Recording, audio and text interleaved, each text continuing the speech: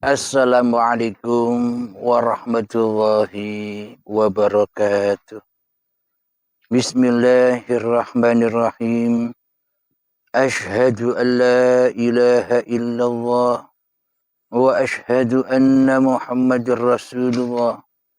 Allahumma salli ala sayyidina Muhammad wa ala ali sayyidina Muhammad.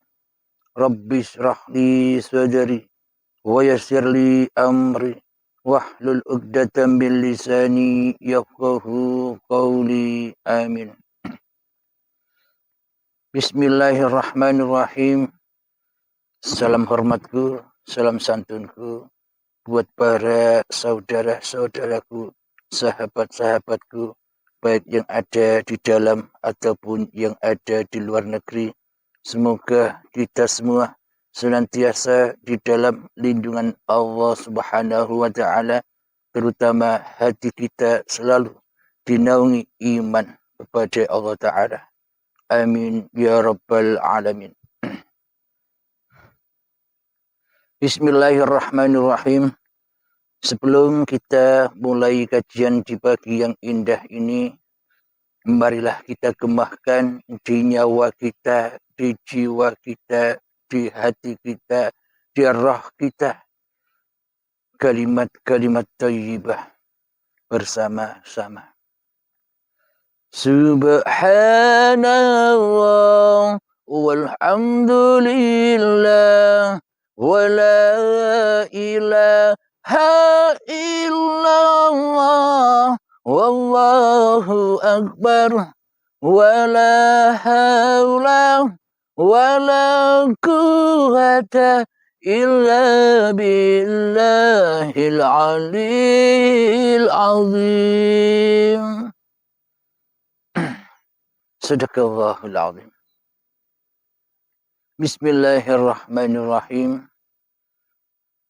Di tengah wabah yang semakin beringas ini, terutama di Jawa, Bali, tempat aku berasal, maka pesanku untuk saudara-saudaraku, untuk sahabat-sahabatku, untuk wahai seluruh manusia, janganlah takut, janganlah takut, janganlah takut. Bila kita merasa bahwa diri kita ini hanyalah makhluk, jangan takut. Bila kita merasa diri kita ini hanyalah hamba, jangan takut. Bila kita ini merasa hanya ciptaan, jangan takut. Bila kita ini merasa digerakkan, hanya digerakkan, jangan takut. Bila kita merasa bahwa kita ini hanyalah diperjalankan, jangan takut. Bila kita ini hanyalah diperankan oleh Allah, diperankan oleh Tuhan semesta alam, diperankan oleh zat yang berkuasa atas alam ini, maka jangan takut.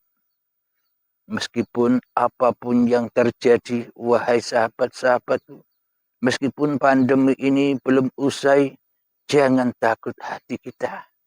Jangan lunglai hati kita. Kembalilah kepada Tuhanmu, yakni hatimu. Larikanlah kepada Tuhanmu yang telah menciptakanmu.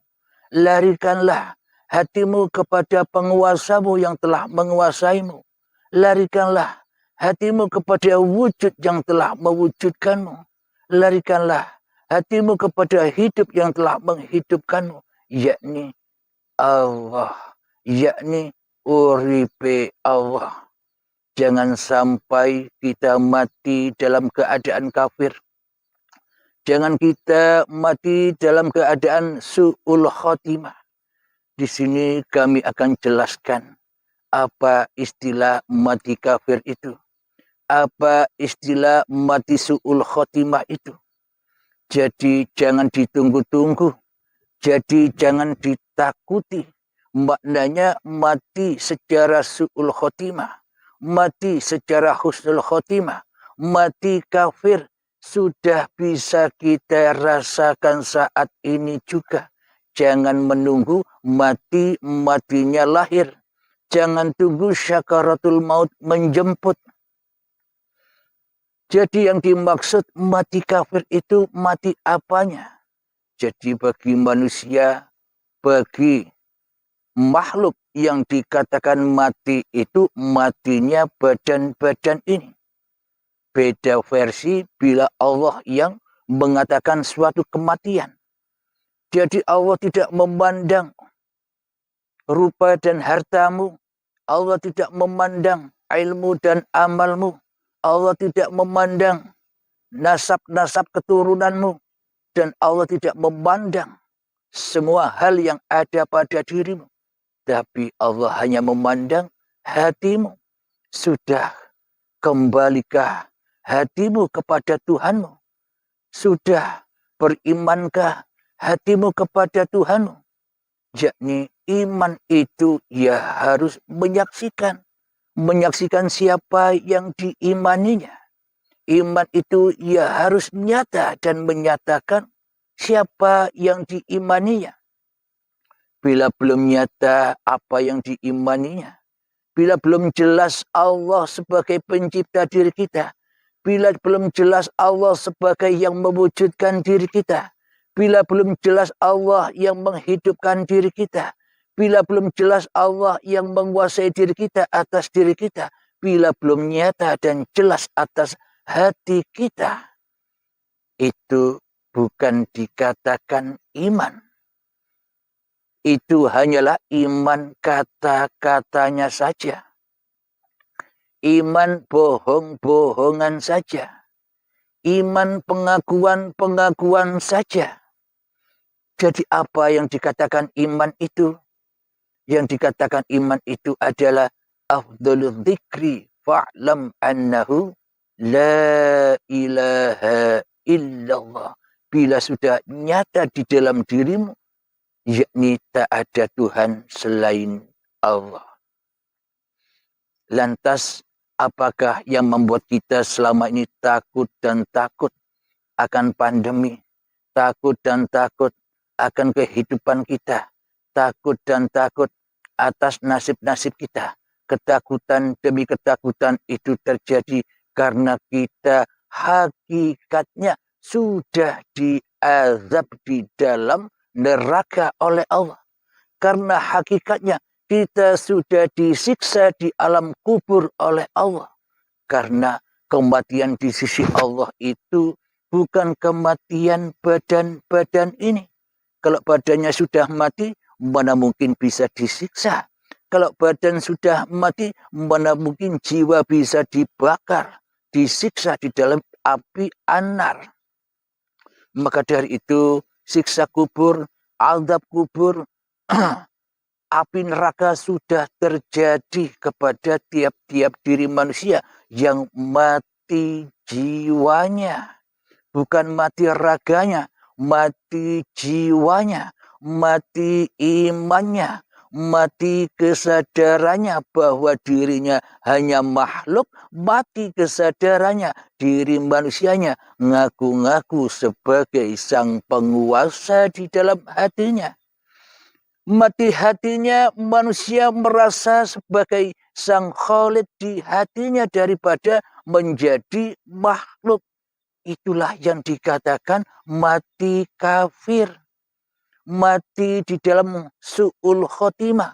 Mati hatinya di setiap langkah-langkahnya. Mati hatinya di setiap solat-solatnya. Mati hatinya di setiap ibadah-ibadahnya. Mati hatinya di setiap tahajud-tahajudnya. Mati hatinya di setiap solat duha-duhanya. Mati hatinya di dalam solawat-solawatnya. Mati hatinya di dalam segala hal dan aktivitas-aktivitasnya. Selama ini seolah-olah diri kitalah yang lebih berkuasa. Seolah-olah diri kitalah yang lebih wujud. Seolah-olah diri kitalah yang lebih hidup daripada wujud, hidup dan kuasanya Allah di hati kita. Itulah tanda kita selama ini sudah mati di sisi Allah. Mati dalam keadaan kafir. Mati dalam keadaan su'ul khotimah. Jadi semua itu sudah bisa kita rasakan saat ini. Jangan menunggu-nunggu ajal menjemput. Bagaimana mungkin orang mati bisa merasakan su'ul khotimah atau husnul khotimah? Jadi keadaan kafir, jadi keadaan mati kafir, jadi mati secara su'ul khotimah itu sudah bisa kita saksikan saat ini juga. Bagaimana pulangnya hatimu, bagaimana keadaan hatimu, jika pulangmu, jika keadaanmu di dalam segala aktivitas-aktivitasmu, pulangnya kepada hawa nafsumu, itulah yang dimaksud mati kafir. Itulah yang dimaksud su'ul khotimah. Dan kita di dalamnya akan mendapatkan azab-azab yang pedih. Yakni berupa ketakutan demi ketakutan saat pandemi ini. Ketakutan demi ketakutan tak bisa mencari uang. Ketakutan demi ketakutan tak bisa bekerja. Semua hal itu karena kita selama ini hati kita sudah mati dalam keadaan kafir. Karena hati kita selalu dan selalu pulang kepada daya upaya diri manusianya di hatinya. Maka dari itu ketika kita menyadari tentang semua ini, tentang rahasia alam semesta ini, tentang Al-Quranul Azim, yakni petunjuk-petunjuk Allah yang sudah ada di dalam kitab sucinya. Mari terapkan di dalam hati kita. Mari praktekkan di dalam hati kita. Jadi islamkanlah diri kita. Selamatkanlah hati kita. Islamkanlah hati kita. Mu'alafkanlah hati kita. Selamatkanlah hati kita. Selamatkanlah jiwa kita. Kembali roji'un hanya kepada Sang Pencipta. Jangan pulang lagi kepada hawa nafsu kita sendiri. Jangan pulang lagi kepada iblis dan setan yang telah menyesatkan kita. Kita bila kembali kepada hawa nafsu kita, bila kita kembali kepada iblis dan setan, kita menjadi kawan-kawan iblis dan setan di dalam neraka jahanamnya Allah. Kapan? Ketika hati kita tersesat jauh dari jalan Allah di hati kita, maka disitulah siksa dan azab, ketakutan demi ketakutan menghadapi pandemi ini. Kita ditakut-takuti dengan keadaan demi keadaan. Kita ditakut-takuti ketika kita menonton video dan video. Kita ditakut-takuti dengan keadaan pandemi yang semakin merajalela ini. Kita ditakut-takuti karena kita sedang duduk-duduk bersama iblis dan setan di hati kita, yakni tidak beriman kepada Allah yang berkuasa atas seluruh keadaan ini. Jadi yang dimaksud mati kafir, mati dalam keadaan kufur, yakni bukan badan-badan ini yang mati. Mati kufur, mati kafir, mati dalam keadaan yang tersesat itu adalah ketika hati kita saat ini tidak menyadari bahwa kita ini hanyalah makhluk yang diciptakan. Kita bukan sang Khalid yang merasa kita tercipta dengan sendirinya. Kita bukan sang Khalid penguasa yang merasa menciptakan badan-badan ini sendiri. Apa sih? Karena kita selama ini ketakutan dan ketakutan di dalam hati kita. Karena kita selama ini telah merampas hak-hak Allah menjadi hak-hak manusia kita. Hak Allah atas kehidupan, hak Allah atas badan-badan yang diciptakan Allah, hak-hak Allah yang mengafalkan seluruh manusia, yang menggerakkan seluruh manusia, sudah kita rampasi sebagai hak-hak diri manusia kita.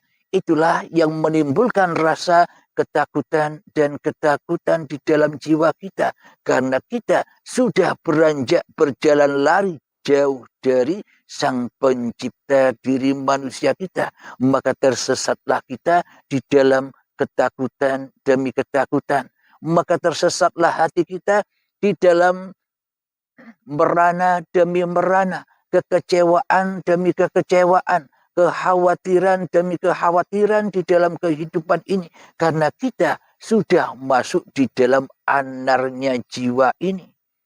Kita sudah masuk di dalam azab-azab Allah, azab kubur, azab jahanam. Karena jiwa kita yang telah mati ini dikubur di dalam badan-badan yang dari tanah ini.